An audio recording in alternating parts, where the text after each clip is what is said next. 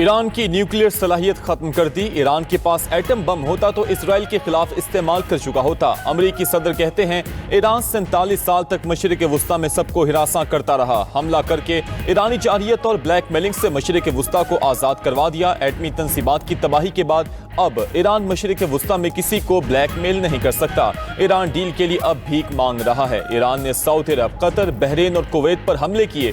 دنیا کی طاقتور فوج نے ایرانی عسکری طاقت کو تباہ کر دیا۔ وعدہ کرتا ہوں ایران اب کبھی بحری جنگی جہاز نہیں بنا سکے گا۔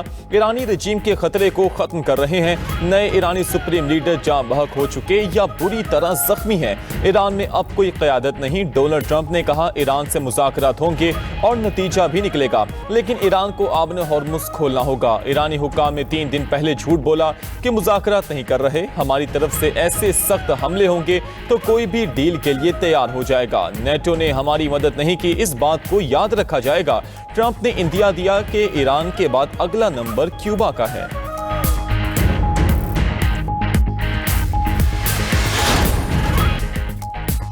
امریکہ اور ایران کی پاکستان میں براہ راست ملاقات کی تیاریاں مکمل۔ جرمنی نے بھی پاکستان میں امن مذاکرات کی تصدیق کر دی۔ جرمن وزیر خارجہ یوہان واڈے فہول نے دعویٰ کیا ہے کہ امریکہ اور ایران کے نمائندے بہت جلد پاکستان میں ملاقات کریں گے۔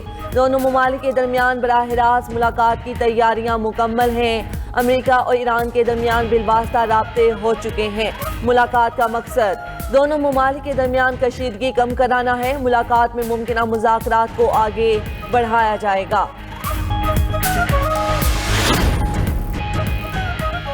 ایران کے اسرائیل اور مشرق وسطی میں امریکی اڈوں پر حملوں کی تازہ لہر جاری۔ اسرائیل پر میزائلوں اور کلسٹر وار ہیڈز کی برسات کر دی۔ میزائل حملوں سے آگ بھڑکنے سے تل ابیب میں 1 اسرائیلی ہلاک اور 3 زخمی ہو گئے۔ ایرانی حملوں کے بعد تل ابیب میں ایمرجنسی نافذ کر دی گئی۔ ایران کے سعودی عرب اور خطے کے دیگر ممالک پر بھی حملے جاری۔ سعودی عرب میں امریکی ایئر بیس پر حملے میں 10 امریکی فوجی زخمی ہوئے۔ پرنس سلطان ایئر بیس کو میزائلوں اور ڈرون سے نشانہ بنایا گیا۔ امریکہ کے کئی ری فیولنگ طیاروں کو نقصان پہنچا۔ ایرانی میڈیا نے دعویٰ کیا کہ کویت میں امریکہ کے 6 بحری جہاز تباہ کر دیے گئے اور کئی فوجی ہلاک ہوئے۔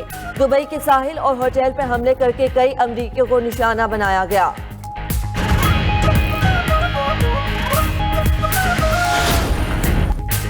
امریکہ اور اسرائیل کے ایران پر تازہ حملے جاری۔ مشترکہ فضائی حملوں میں 26 افراد جاں بحق۔ ایرانی دارالحکومت تہران کے شمال مغربی علاقے زوردار دھماکوں کی آوازوں سے گونج اٹھے۔ شہری انفراسٹرکچر کو نشانہ بنایا گیا۔ مبارکہ قصبہ میں 914 اور 250 میگا واٹ کی پاور سٹیشنز کو نشانہ بنایا گیا۔ حملوں میں اسٹیل کی پیداواری ورکشاپ کا ایک حصہ بھی شدید متاثر ہوا۔ سربراہ عالمی توانائی ایجنسی رافیل گروسی کا کہنا ہے کہ ایران کے ایٹمی پلانٹ کے قریب فوجی کارروائی تابکاری کا سبب بن سکتی ہے۔ 10 دنوں میں ایٹمی تنصیبات کے قریب حملے کا یہ تیسرا واقعہ ہے۔ ایٹمی حادثے کے خطرے سے بچنے کے لیے تمام فریقین انتہائی احتیاط برتیں۔ ادھر ایران نے عالمی ادارے کو آگاہ کیا۔ بشاہر پلانٹ کی صورتحال فی الحال معمول پر ہے۔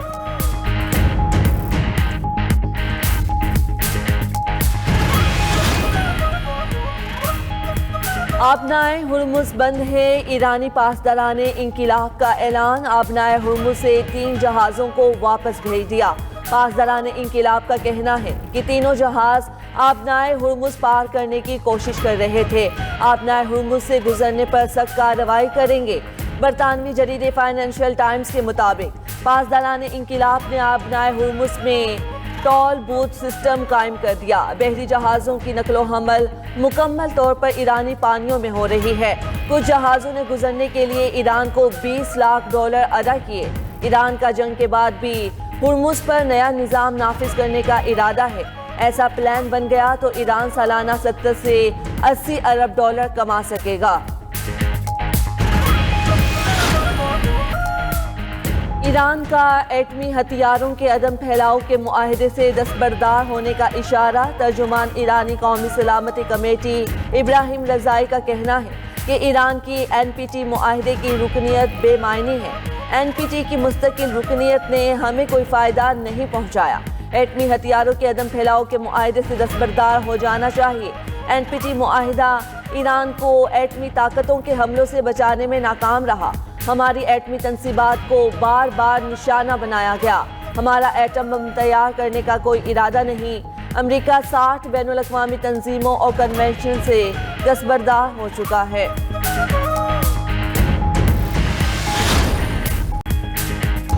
پاسداران انقلاب کے فوجی کا جنگ میں انوکھا انداز وائرل ہو گیا۔ ایران نے وعدہ صادق کی 84ویں لہر کے تحت میزائل چھوڑے۔ اسی دوران ایک فوجی کو میزائل لانچر کے سامنے راستے پر جوس پی کر سکیٹنگ کرتا ہوا دکھایا گیا۔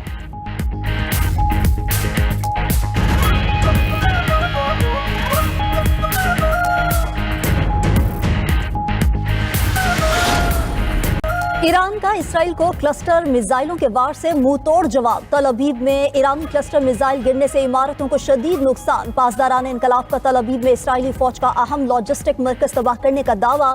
کہا کہ اسرائیلی فوج کے سب سے بڑے لاجسٹک اور ٹرانسپورٹیشن مرکز کو کامیابی سے نشانہ بنایا۔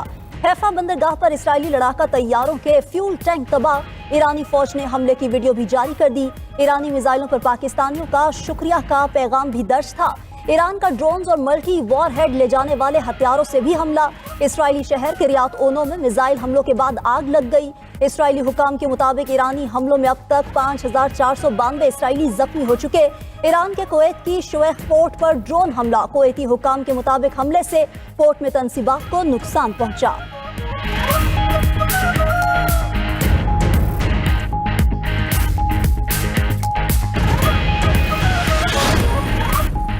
ٹرمپ نے ایرانی توانائی تنصیبات پر حملے روکنے کے حکم میں توسیع کر دی۔ امریکی صدر کا کہنا ہے کہ ایران کی توانائی تنصیبات پر حملے مزید 10 روز کے لیے روک دیے۔ توانائی انفراسٹرکچر پر حملوں کی ڈیڈ لائن 6 اپریل تک بڑھا دی۔ امریکی صدر نے دعویٰ کیا ہے کہ اقدام ایران کی درخواست پر اٹھایا گیا۔ ایرانی تنصیبات پر حملے نہ کرنے کی ڈیڈ لائن آج ختم ہو رہی تھی۔ ٹرمپ نے امریکی کابینہ سے خطاب میں کہا تھا کہ ایران نے آبنائے ہرمز سے 10 آئل ٹینکرز گزار کر تحفہ دیا۔ اگلے 4 سے 6 ہفتوں میں تنازعہ ختم ہو جائے گا۔ امریکی وزیر خارجہ مارکو روبیو کا کہنا ہے کہ امریکہ ایران کے ساتھ مذاکرات کے لیے تیار ہے۔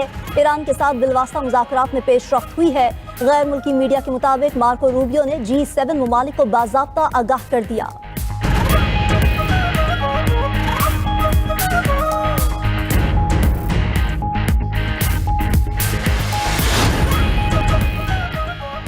ایرانی فوج کا جنگ میں اب تک 800 امریکی اور 1321 اسرائیلی فوجی ہلاک کرنے کا دعویٰ۔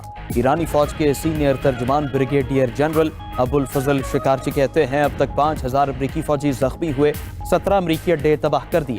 امریکی فوج کا ہوٹلز میں چھپنا ذلت آمیز پسپائی ہے۔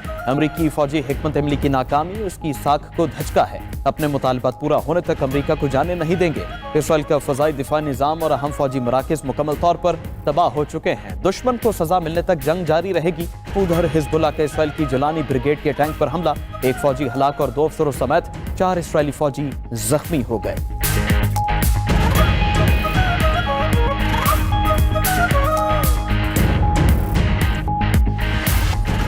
ایرانی اسپیکر محمد باقر کالیباف کا امریکی قیادت اور فوج پر طنز۔ امریکہ کی ممکنہ زمینی کارروائی سے متعلق خبروں پر سخت رد عمل دیتے ہوئے کہا کہ امریکہ اپنے فوجیوں کو ہوٹلز اور پارکس میں چھپا رہا ہے۔ امریکہ خطے میں اپنے اڈوں پر اپنے فوجیوں کی حفاظت بھی نہیں کر سکتا۔ امریکہ اپنے فوجیوں کی حفاظت ہماری سرزمین پر کیسے کر سکتا ہے؟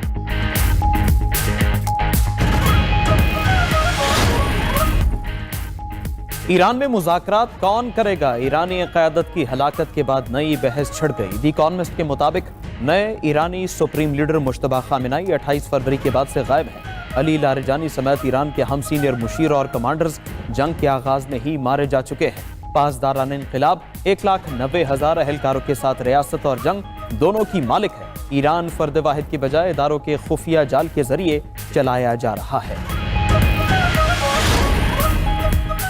یوکرین اور سعودی عرب میں دفاعی تعاون کے معاہدہ طے پا گیا۔ یوکرینی صدر زیلنسکی کا کہنا ہے کہ معاہدہ سعودی ولی عہد محمد بن سلمان سے ملاقات سے قبل طے پایا۔